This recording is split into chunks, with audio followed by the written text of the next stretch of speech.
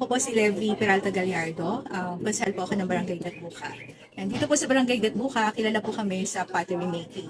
Simula pa lang pagkabata ko, nakigisnan ko na ang pangunahing hanap buhay ng mga taga-Gatbuka ay paggawa ng paso, mga palayok, at kung ano pang klase na gawa sa putik.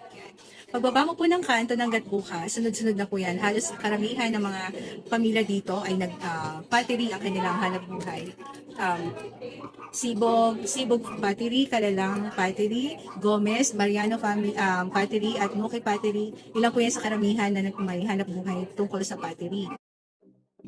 Iniimbitahan ko po kayo mga kaibigan sa iba't ibang dako ng Pilipinas at ng mga kalapit barangay at lugar dito sa aming barangay, Gatbuka, na parte ng Kalumpit. Yan, Kalumpit, Bulacan.